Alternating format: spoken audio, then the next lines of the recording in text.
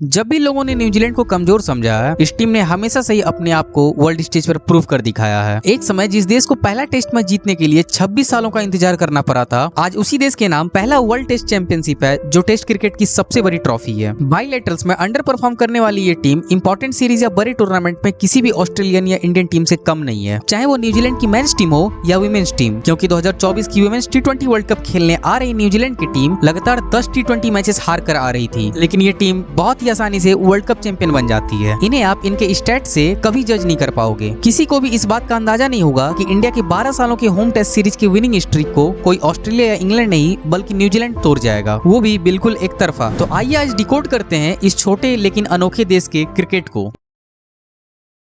Starting from the starting 1927 में New Zealand ने England का दौरा किया, जहां इंग्लैंड के काउंटी टीम्स के साथ न्यूजीलैंड ने टोटल 26 फर्स्ट क्लास मैचेस खेले, जिनमें से 7 में जीत मिली और कुछ मैचेस ड्रॉ रहे। इस डिसेंट परफॉर्मेंस को देखते हुए आईसीसी ने न्यूजीलैंड को टेस्ट स्टेटस दे दिया और फिर न्यूजीलैंड को एक proper international cricket team consider करा जाने लगा। टेस्ट स्टेटस मिलने के बाद न्यूजीलैंड से उम्मीद थी कि वो एक अच्छी क्रिकेट खेलेगी और वर्ल्ड क्रिकेट पर एक अच्छी क्रिकेटिंग टीम बन पाएगी, लेकिन ऐसा नहीं होता, क्योंकि अगले 26 सालों तक न्यूजीलैंड एक भी टेस्ट मैच नहीं जीत पाती है। जी हाँ, अलग अलग सीरीज में जाती है, अलग अलग टीम्स उनके होम ग्राउंड पर आती है, लेकिन उन्हें एक भी जीत नसीब नहीं होती है। कभी 0-1 से हार, कभी 0-3 से हार, कभी चारों टेस्ट मैचेस ड्रॉ। और 1945 में तो ऑस्ट्रेलिया ने न्यूजीलैंड को बिल्कुल ध्वस्त करके रख दिया था, जब उन्होंने न्यूजीलैंड को एक मैच में 42 रन और 54 रन पर ऑल आउट कर दिया था। वैसे उस दौरान वर्ल्ड वॉर 2 के कारण क्रिकेट को 7 सालों के लिए रोक भी दिया गया था, लेकिन फाइनली 1956 में न्यूजीलैंड ने वेस्टइंडीज के खिलाफ जीता अपना पहला मैच और उन्हें मिल जाती है वेस्टइंडीज के खिलाफ चल रहे टेस्ट सीरीज में उनकी पहली विक्ट्री। बाय द वे, उस सीरीज में न्यूजीलैंड ने वेस्टइंडीज को खेला, जहां शुरुआती के 3 मैचेस हार कर अंतिम का मैच जीता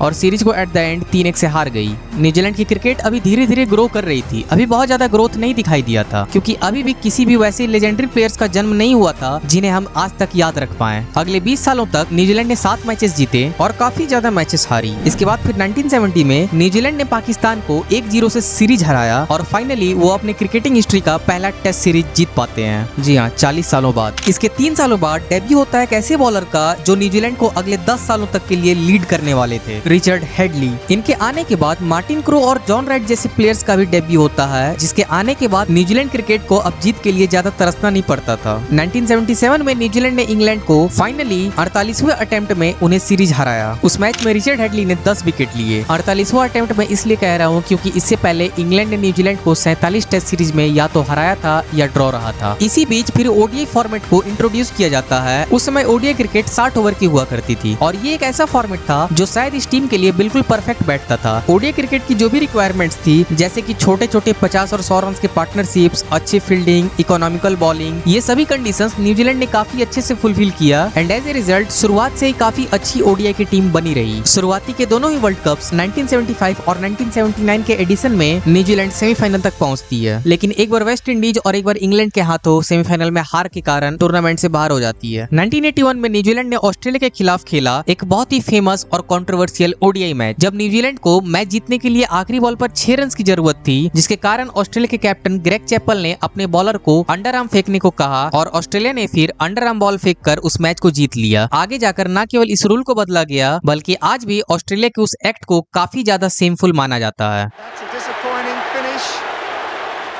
इसके बाद फिर न्यूजीलैंड अपने उस समय के प्लेयर्स को खोते जा रही थी और उनके लेजेंडरी प्लेयर्स रिटायर होने के करीब आ रहे थे, जिसके कारण अगले कुछ समय तक न्यूजीलैंड बहुत अच्छा नहीं कर पाती है। उस समय खेले जा रहे सभी वर्ल्ड कप्स में ग्रुप स्टेज में ही एग्जिट हो जा रहा था। 90s के शुरुआत में फिर Stephen Fleming, Nathan Astle, Craig McMillan जैसे प्लेयर्स आते हैं जो फिर न्यूजीलैंड को फ्रंट फुट से लीड करते हैं और उस समय उस कंट्री ने एक्चुअली में अपने क्रिकेट को काफी सीरियस लिया और अपने ग्रास रूट लेवल पर भी काफी ज्यादा काम किया, जिसका रिजल्ट हमें नेक्स्ट डेकेड में देखने को मिलने वाला था। एज ए रिजल्ट फिर साल 2000 के चैंपियंस ट्रॉफी में न्यूजीलैंड ने इंडिया को फाइनल में हराकर चैंपियंस ट्रॉफी जीत लिया। जी हाँ, अपना फर्स्ट आईसीसी ट्रॉफी। आगे फिर 2007 के वर्ल्ड कप में एक बार फिर से सेमीफाइनल तक पहुंचती है, लेकिन इस बार फिर से बाहर हो जाती है। लेकिन इसका अगला ही साल 2008 शायद न्यूजीलैंड की हिस्ट्री का सबसे गेम चेंजिंग ईयर था। उस साल होता है अंडर 19 वर्ल्ड कप और न्यूजीलैंड के उस अंडर 19 स्लॉट में से उन्हें बहुत सारे ऐसे प्लेयर्स मिलते हैं जिसके कारण न्यूजीलैंड अब किसी भी कॉम्पिटिशन में केवल पार्टिसिपेट नहीं करती थी बल्कि कॉम्पीट भी करती थी। Kane Williamson, Tim Southee, Trent Boult, Corey Anderson, ये सभी प्लेयर्स उसी बैच के हैं। 2012 में फिर न्यूजीलैंड के कैप्टन बनते हैं ब्रेंडन मैककलम, एक ऐसा फियरलेस इंसान जिनको अगर मॉडर्न डे क्रिकेट का फाउंडर भी कहा जाए तो शायद गलत नहीं होगा। मैककलम ने इन सभी जनरेशनल टैलेंट्स को लेकर एक बहुत ही स्ट्रॉन्ग टीम खड़ी कर दी और इसका रिजल्ट हमें 2015 के ओडीआई वर्ल्ड कप में दिखाई दिया, जहां न्यूजीलैंड ने बहुत ही अच्छा खेला थ्रू आउट द टूर्नामेंट। चाहे वो मार्टिन गप्टिल का डबल सेंचुरी हो, केन विलियमसन का ऑस्ट्रेलिया के खिलाफ एक बहुत ही शानदार फिनिश हो, ट्रेंट बोल्ट के फायरी स्पेल्स हो, या कैप्टन ब्रेंडन मैककलम के वो फियरलेस ओपनिंग नॉक्स। सेमीफाइनल में वो न्यूजीलैंड वर्सेस साउथ अफ्रीका का मैच कौन ही भूल सकता है, जहां एक बहुत ही क्लोज मैच में न्यूजीलैंड ने मैच जीत लिया और पहुंच गई फाइनल्स में। लेकिन फाइनल में ऑस्ट्रेलिया न्यूजीलैंड को एक तरफा हरा देती है और बन जाती है 5th टाइम वर्ल्ड चैंपियन। लेकिन अब न्यूजीलैंड की टीम लिटरली काफी ज्यादा स्ट्रॉन्ग हो चुकी थी और अब पहले जैसा बिल्कुल नहीं रहा था जहां उन्हें एक एक जीत के लिए तरसना पड़े। इसलिए अगले ही साल 2016 के T20 वर्ल्ड कप में भी सेमीफाइनल तक पहुंचा, लेकिन वहां फिर मिलता है हार, इस बार इंग्लैंड के हाथों। और फाइनली 2019 में न्यूजीलैंड पहुंचती है वर्ल्ड कप ट्रॉफी के सबसे करीब। इंग्लैंड वर्सेस न्यूजीलैंड के बीच खेला गया वो वर्ल्ड कप काफी कंट्रोवर्शियल था, match tie, super over tie, लेकिन फिर भी बाउंड्री काउंट के हिसाब से विनर इंग्लैंड। लेकिन रिजल्ट के अलावा भी न्यूजीलैंड ने थ्रू आउट द टूर्नामेंट काफी अच्छा क्रिकेट खेला। सेमीफाइनल में स्ट्रॉन्ग इंडियन टीम के सामने 230 रन डिफेंड करती है and through out the tournament अपने कामनेस एंड कंपोजर को बनाए रखती है। इन सभी परफॉर्मेंसेस के बाद न्यूजीलैंड को एक कमजोर टीम समझना बिल्कुल मूर्खता था, लेकिन फिर भी ऐसा लगता है कि वर्ल्ड क्रिकेट में न्यूजीलैंड को हमेशा एक अंडरडॉग्स के रूप में ही लिया जाता है और इसके पीछे का कारण आगे हम वीडियो में समझेंगे। बाय द वे 2021 में आता है WTC फाइनल, जी हाँ, टेस्ट क्रिकेट का सबसे बड़ा अवार्ड, और न्यूजीलैंड ने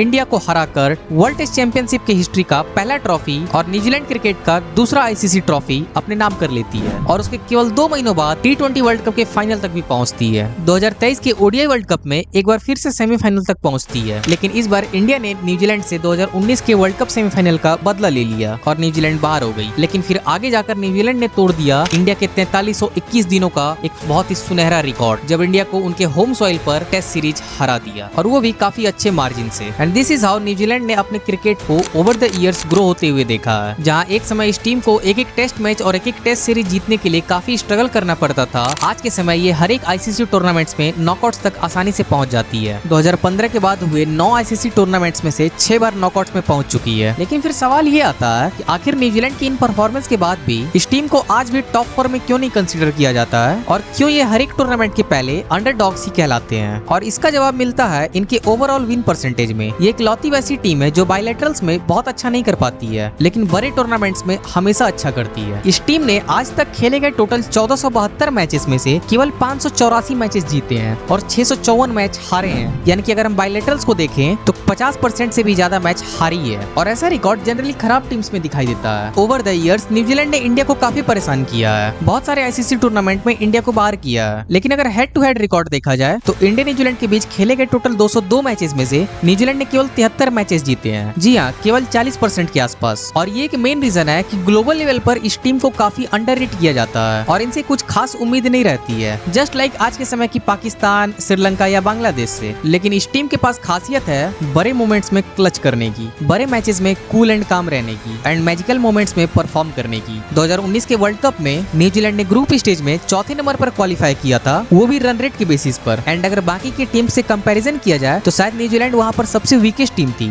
लेकिन इसके बाद भी सेमीफाइनल में न्यूजीलैंड ने इंडिया को हराया और फाइनल में इंग्लैंड को ऑलमोस्ट हरा दिया था। किसी तरह ये टीम, इनका कैप्टन अपने प्लेयर से बेस्ट निकलवाते हैं और मोमेंट्स को क्लच करना जानते हैं। एज ए रिजल्ट आज न्यूजीलैंड की टीम को कभी भी हल्के में लिया नहीं जा सकता, क्योंकि इस टीम के पोटेंशियल को जानना मुश्किल है और इसे हल्के में लेना मूर्खता।